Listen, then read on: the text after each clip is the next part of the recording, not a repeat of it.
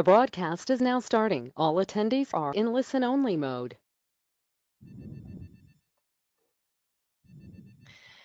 Hello everybody, welcome to the webinar today.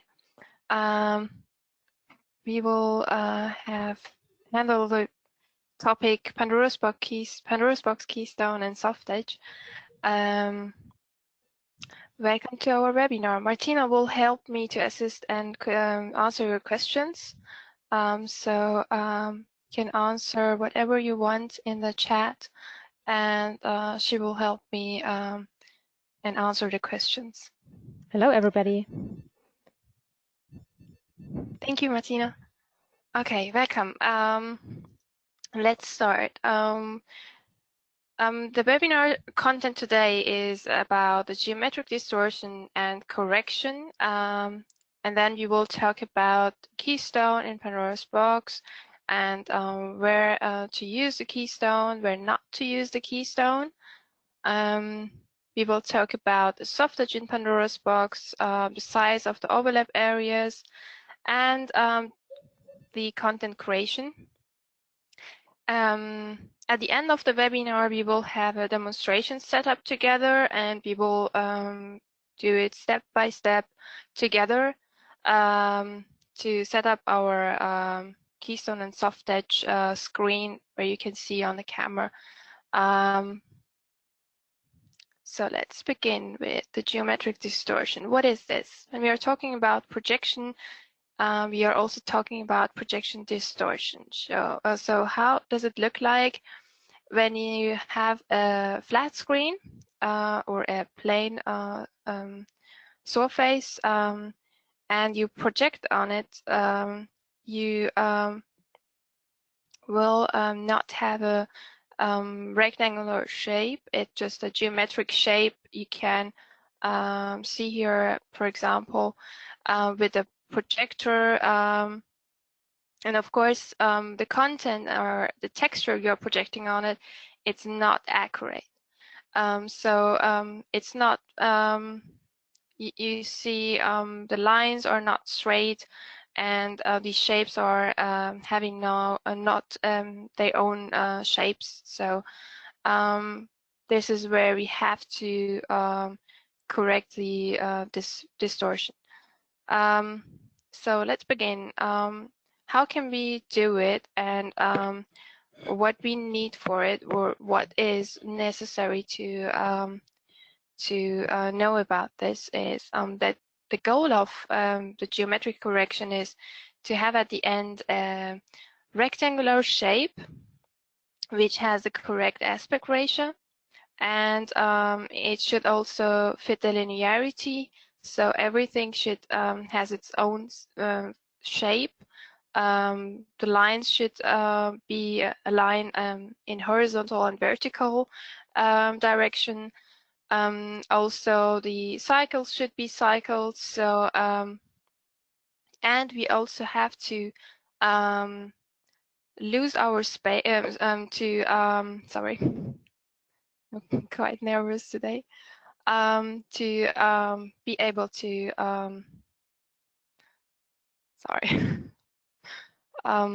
to use our limits in the projection and not losing so much pixels. So what is that?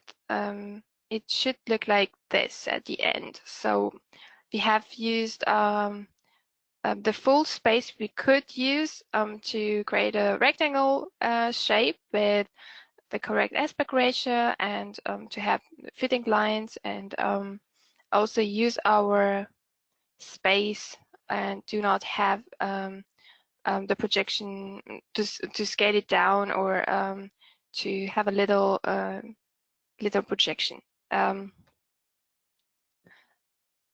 And how we can do the geometric correction, we can use the Pandoras Box Keystone. Pandoras Box Keystone is a function on the output on Pandoras Box. It has the player license and the server licenses. They have both the keystone function. So and the keystone function is always placed on the output. So here you can see I have here a Pandoras Box compact player with a dual license, and you can see the Keystone function there with many faders. So let's begin with a fader number 1. It is a number 1 is a left fader, and you can see next to the left fader there is a left rotation fader. So you have the possibility to move all the edges for left, right, top, bottom, and also rotate the edges to correct your shape to a rectangle shape at the end. And you can also see the linearity in X and Y faders for for the correction in the texture to have a nice linearity. You can play with these faders. Of course, we need for the Keystone a test picture. The test picture is actually very helpful for us, so we can see actually it's better to have a pixel raster or a grid with text and also with other shapes like cycles, and it should be also in the correct resolution, actually in the resolution your output is. So this is why I will use today this test picture. This is the pixel raster low with 1280 pixels by 800 pixels. So first of all, for the correction, we need to set up the border. Set up the border means just to fix the sides, the edges, for left, right, top and bottom. After you have set up the borders, then you can set up the linearity of the picture, and we will do it together. So where to use Keystone? You can only use the Keystone on a plain projector surface. Is very important because the Keystone is limited by these faders, and it could be only good for the plain projection surface. So on a flat screen, on a flat panel, you can use the Keystone function. If you do not have a plain surface, if you have the arched or curved screen like here, or an uneven screen, then you have to use 2D warping. Hopefully we will have a webinar for 2D warping next time. Okay, let's go to the Softedge in Pandoras Box. What we can do with the Softedge in Pandoras Box is to blend between multiple projectors. And we have the flexibility to work between 0% to 100% overlap. So the Softedge in Pandoras Box is very flexible. And we have two alternative ways to blend. One of them is the classic Softedge blend by using the faders that I will show you on the next slide. And the other one is using the blend media parameter. The blend media parameter is used for example, for setups like Mystique, where Mystique is a camera for the Softedge and warp or keystone calibration. It's an automatic camera where you can use the Softedge in Pandoras Box or connect it to the Pandoras Box outputs. And here you will need this blend media to load the Softedge blend image into this. But it is not a part of our webinar today, because we will take the classic Softedge today and do it together. You might have another webinar for Mystique or yeah. Softedge in Pandoras Box. So let's have a look into the parameters. You can see here the blend media, which we talk about that. And you will see many faders. For left, again, right, top, and bottom. For each of them, you have a left curve, a left marker, or a left wide. So every side, every edge has three other faders. So the side faders influence how much percent of the image is faded out towards the side, and the left fader, the left curve fader or curve faders controls the gradient in curve. So you have the individual gradient curve where you can control with this fader. And the marker. It is only this setup assistance, so it is showing us when it's turn on, then show us a line at the end of the gradient. So then you can see where you're moving your left fader or right fader if the marker is turned on. And the white is just the size of the marker. Okay. Let's go to the other step, size of the overlap area. The minimum overlap required is actually for 8-bit videos. It's a minimum value 256 pixels. It's always 256 pixels, so you can take for an overlap area, but it's not the perfect value. It's just a value you can use for a minimum overlap.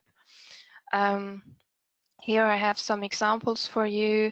For Full HD, for example, is the 256 pixels are actually 13% of the picture of the image.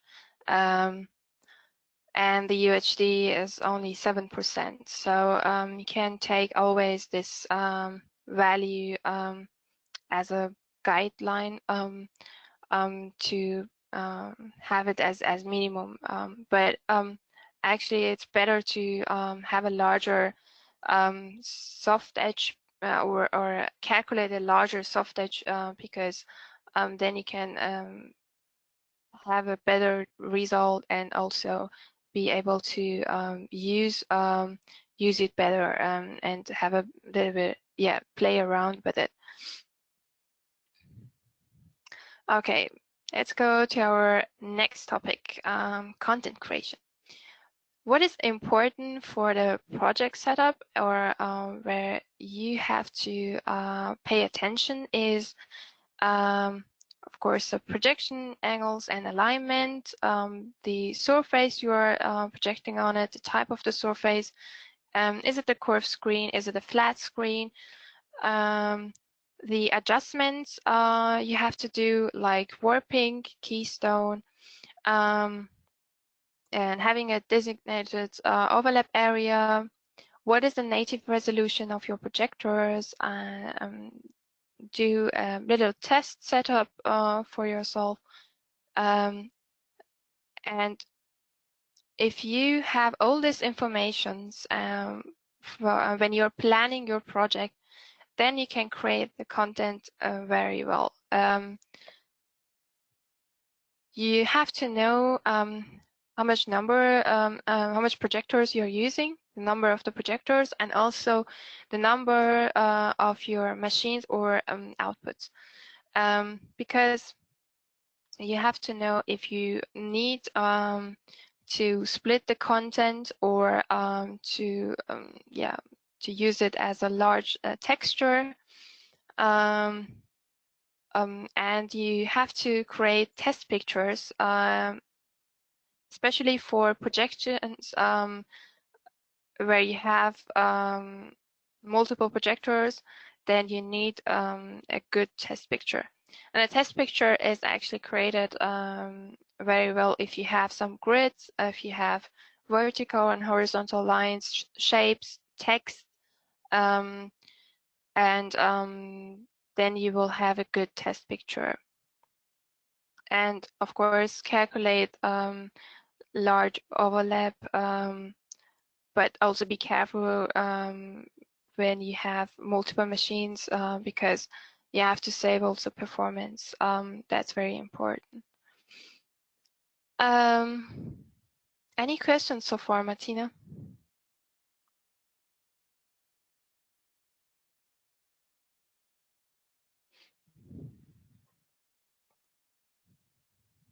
I'm sorry, guys. I just muted my microphone. Yes, I do have a question. One is here, do I always have to split the content, or when do I start to do that? Yes, that's a good question. If you have multiple machines, like you have multiple clients, then it's better to split the content, because then you can save more performance. But if you are at the beginning of your project and you don't know really how much machines you will use or how much outputs you have, then you can have a large texture and work with this until you get the information and split the content afterwards. Does it answer your question,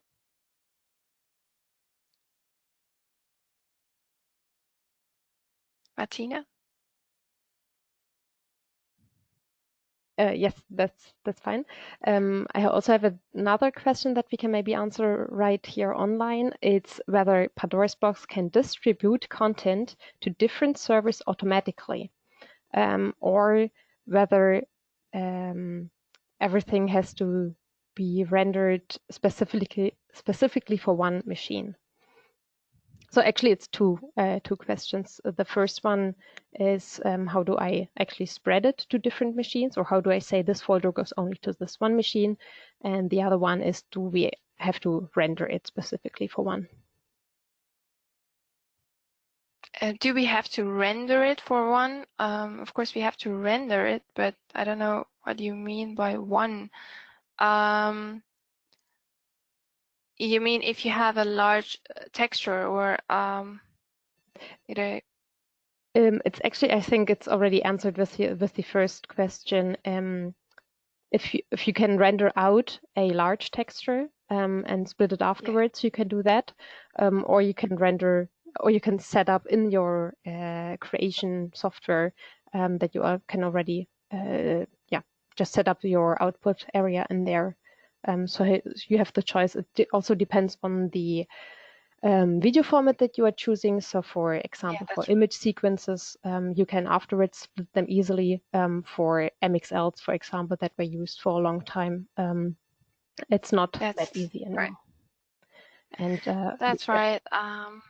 Actually, we have had 2 webinars where we talk about the split content. It was the webinar from Thomas, where we talk about the camera settings and the split content and why they are so important and how we can set it up. And also the split content and virtual side webinar, where we talked about the splitter tool. This is a tool where we can import our image sequences, DDS image sequences, or whatever we have but only image sequences, or just a single image, and split it very easy in Pandoras Box splitter tool by creating regions for the split parts.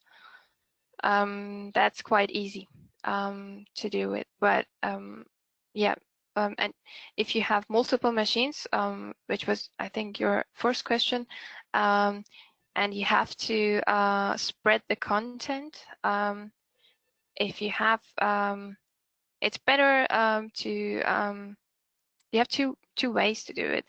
You can of course copy and paste the content part you need on the machine via your hardware,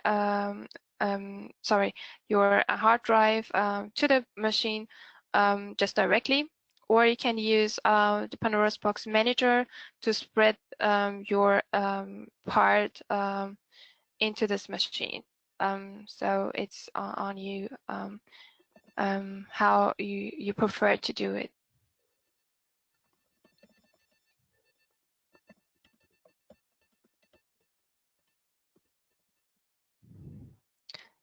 Do we have other questions, or should I? There is one other question which, yeah, we can actually answer it right now here. Whether we have a Pandoras Box tool that creates test pictures.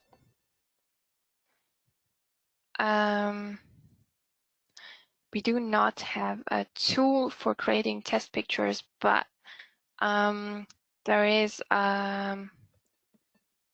in Pandoras Box there is a video recording tool.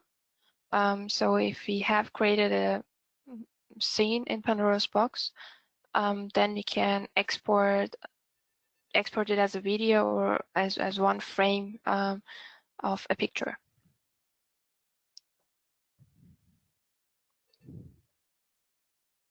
Okay, I think that was it for the moment. I think we can go on with your presentation, Pari. Cool. So let's go to our demo setup today. I have 2 projectors and a compact player and my laptop. And the compact player is connected to the 2 projectors via HDMI cables, and the compact player is connected to my laptop. So we will have a master client set up today. For our screen, which you can see on the camera here. So we want to set up the 2 projectors. It is a flat screen, of course. We're talking about Keystone, so we will do today Keystone. When we start the project at the beginning, just with a test picture with a pixel raster, then you can see the geometric distortion in both of these projectors. So that's what we have to fix. Actually, I have here the screen as my reference, so it's just the shape I can use. It's quite straight, and it's a help for me. But if you don't have one of these, you can use a laser for the straight line, or you can first of all, before you do anything, you can just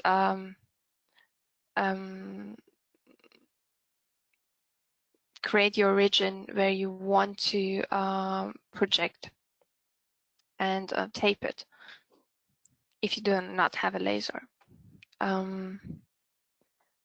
Okay, let's go to the output settings.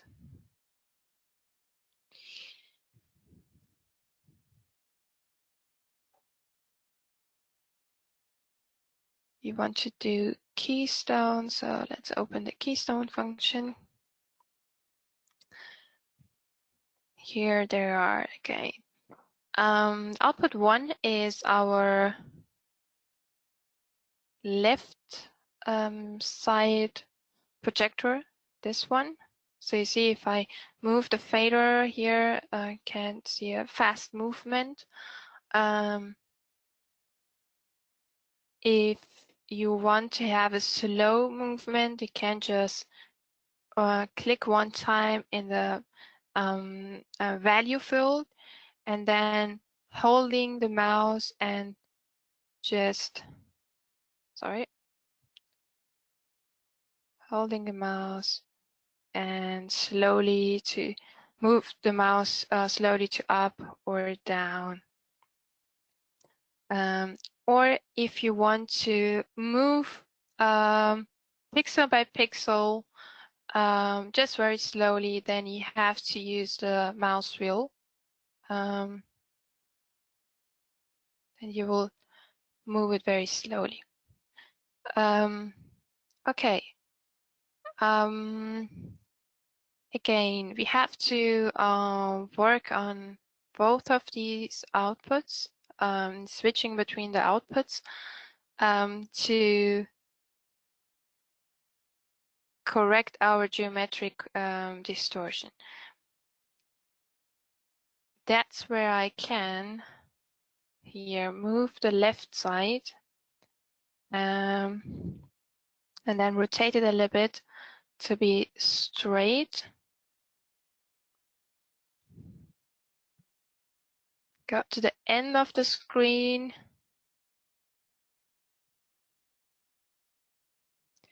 From the top side, if I'm done with the left side, then I go to the top side, come slowly down, rotate it a little bit.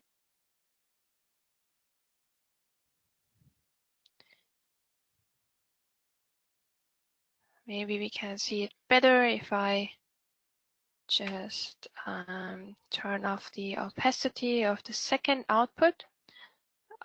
So first of all, working on the first one. And the right side, of course, I do not have any reference here, but you can also use a laser. But here I didn't have one, so I just use my eyes here.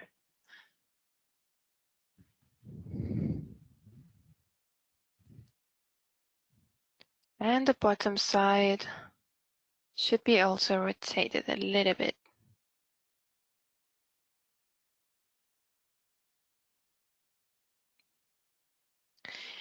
Now we have to switch to the second output.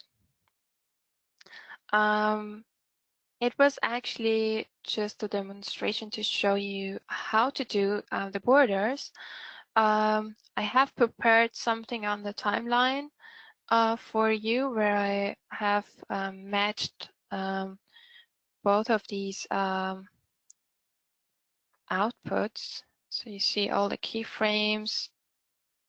I want to show you what I have done. So let's reset this.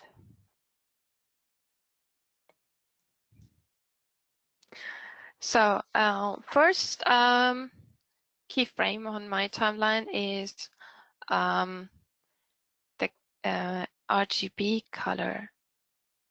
So RGB effect I'm using to identify the outputs, and it's on my output here. So just to show you a bit, we have to go to the Linearity effects, and when we type RGB, then you will have a lot of effects are listed here. I actually use RGB multiply if I want to do something like this today. You can put the effect by drag and drop into the output. So if I drag and drop it again, I will have the second effect here, RGB multiply the second one. So I don't need it actually because I have one. So I will remove this one.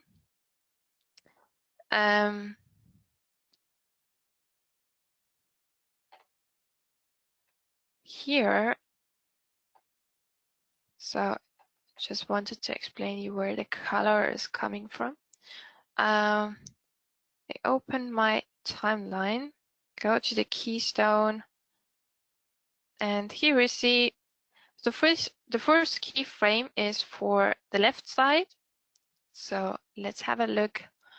Yep, seeing the movement. It's on the left side. Just put it on the correct place, and the next keyframe will be the rotation. And then the right side, the rotation of the right side. Let's have a little bit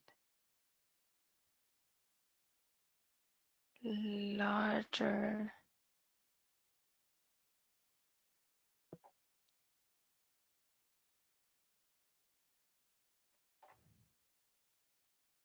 Okay, you can see it, I think, better. Now, now we can go to the top side and the top rotation. So here you can see it's not really accurate. I can fix it when I go again to the rotation.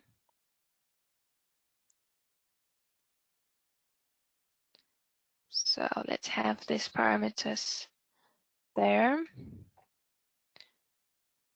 The top side, top movement is not matching. So I move the fader again to come a little bit down. And save it as in the correct place.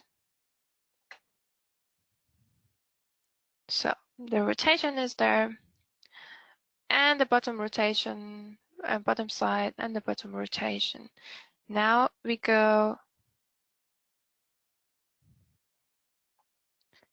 We are good with the borders, but we haven't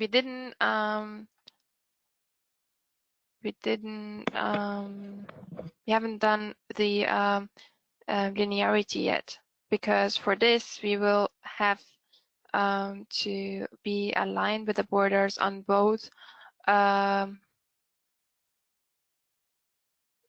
projectors. So on the second output as well.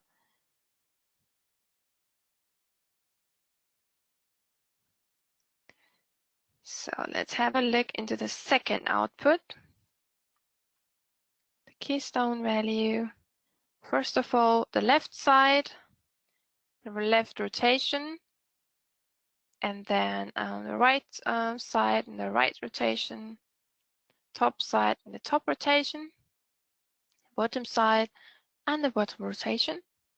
So now we are good with the borders, first of all. So you can see here both of the borders are correct matching to the screen. Actually, not the top side of the green one. Let's correct it.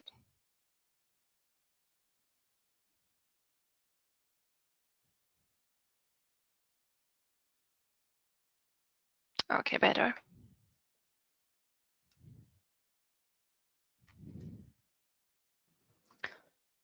Good.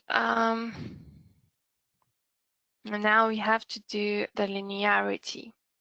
For the linearity, we have to work on both of the outputs, but I want to show you how does it look like if I take the camera a little bit to the front. So you see the cycle is looking like an egg. The middle one of them is bigger than the other one, and this one. They are not looking like cycles. So we have to fix it by the linearity, by working with the linearity. Sorry, I think I moved the projector a little bit. Okay. So go to the next point, the linearity in X for both of the projectors and the linearity of Y for both of the projectors. Now it looks a little bit better. The tops and the bottom side of our first output is not looking really nice. Yeah, that's better. Sorry, because I've just moved a little slightly the projector. Okay. Well, we are now also done with our linearity. Let's have a look again with the camera, comparing the cycles and the rectangles and the lines are quite the same. So we will go to the next part, which is the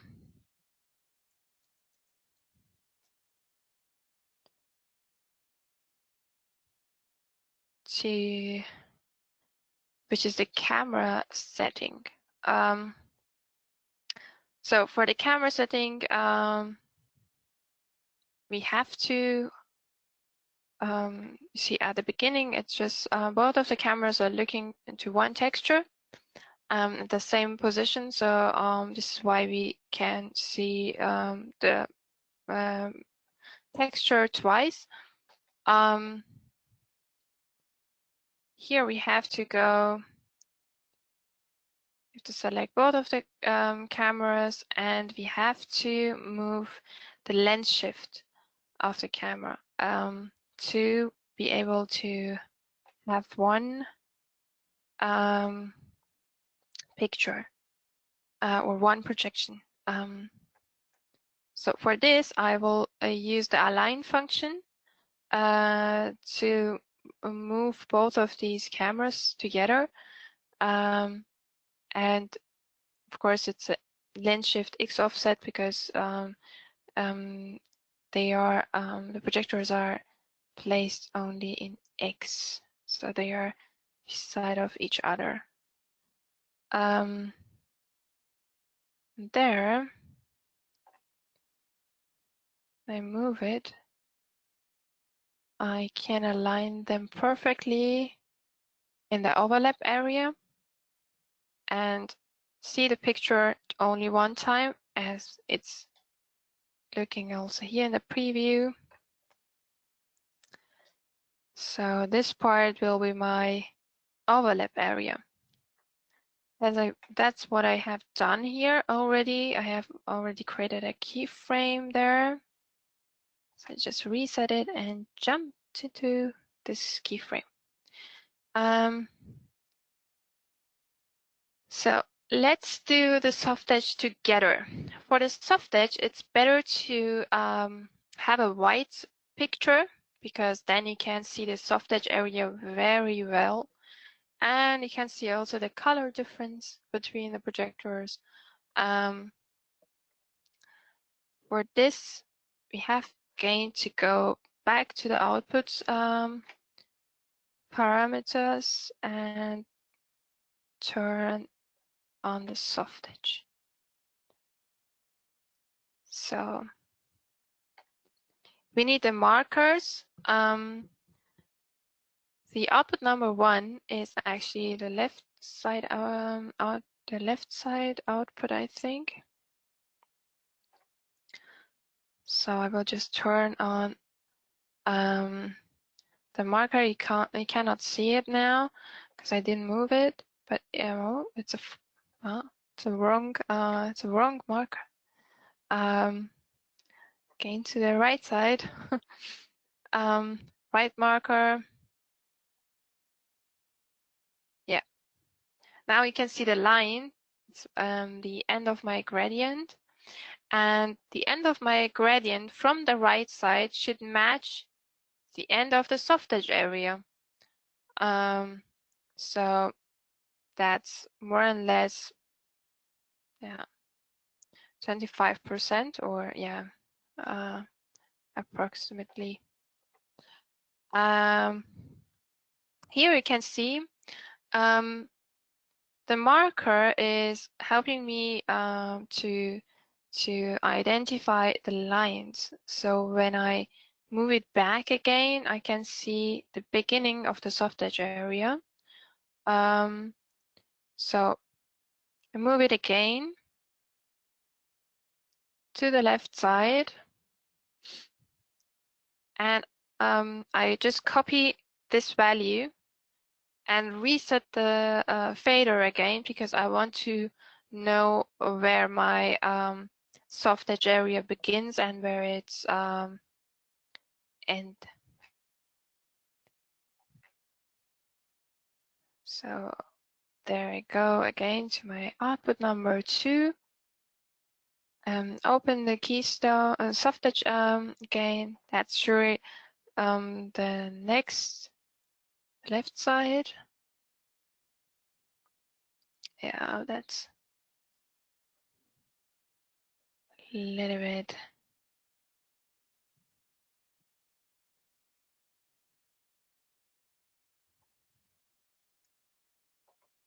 That was too much. Okay.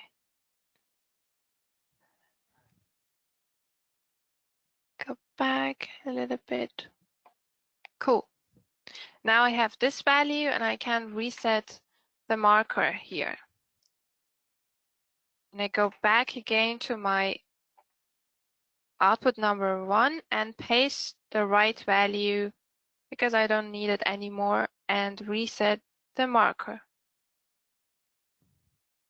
So you can see the color difference is very bad here, because one of the projectors are very dark and the other one is very bright. What I have to do here is I can work a little bit with a curve faders, but it wouldn't help me to match the color difference between both of these projectors. So what I can do is to take the bright projector and make it a little bit darker to match my match the color of the Worcester projector. So first of all, if I do it, I just save my, oops, which fader is it? No, there, sorry. Good. I've just saved my Softedge parameters.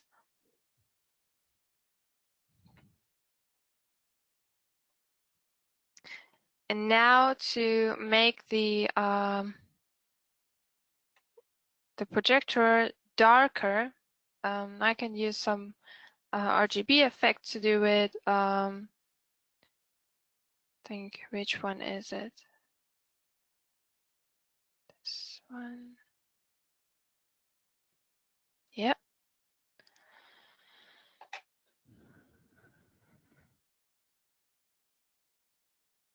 You have to play around a little bit with the RGB effects, or use other RGB effects to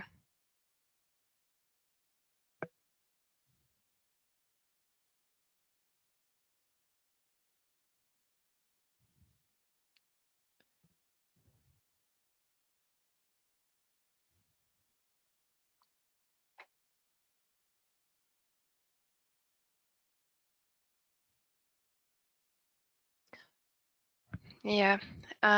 Actually, in reality, it's looking better than in the camera. Now we're just changing the factor. But let's have a look here. the difference between wow, camera picture is not really good. But now the difference is better.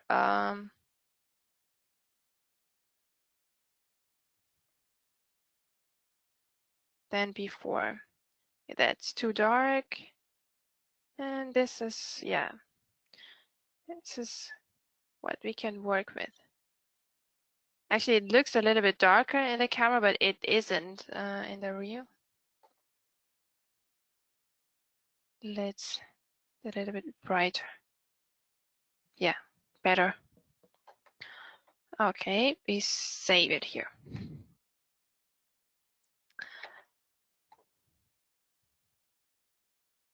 Now I take my flat screen, flat background picture. Into my layer. So you will see this picture is a little bit smaller than what I have done with the cameras and the screen. See, I can scale it a little bit up to match the X scale of the screen. It's just a few clicks.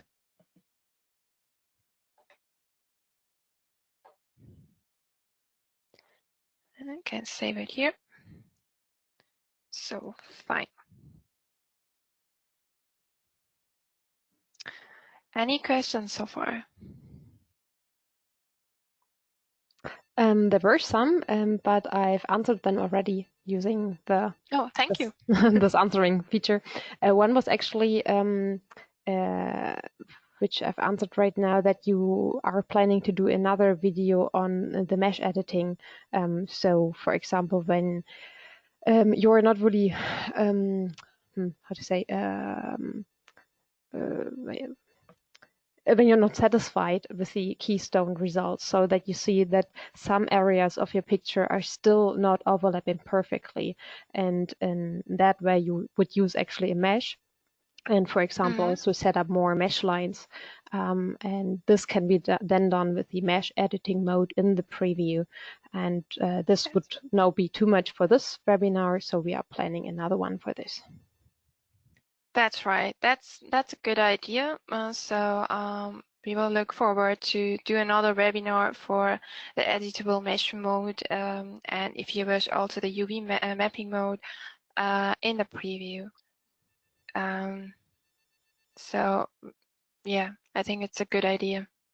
But for today, let's have a look. If you do not have any questions to the setup or how I have done it, then I go back to my presentation again, and just for the reminder, what we have done for the keystone.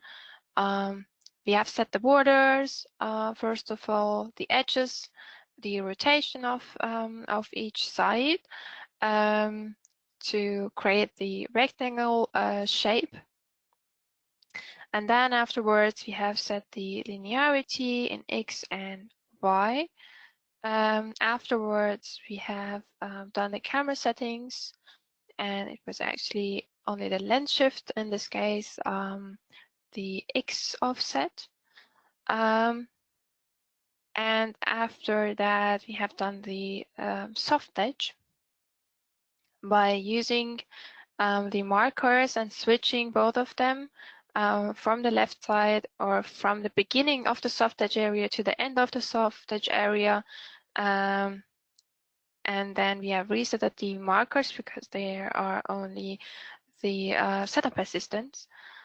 And the fine-tuning at the end, which was actually on the RGB effect, but you can also do the fine-tuning a little bit with a curve fader, but in this case we didn't need it very much. So but you always have the possibility to play a little bit with the curve faders to do the fine tuning to get the perfect result. Yeah, I think I'm done for today. If you do not have any questions, then you will close the webinar, but please leave us a feedback on our forum. And if you have any questions, you can always contact us to our support mail, support.pandorasbox@kirstydigital.com.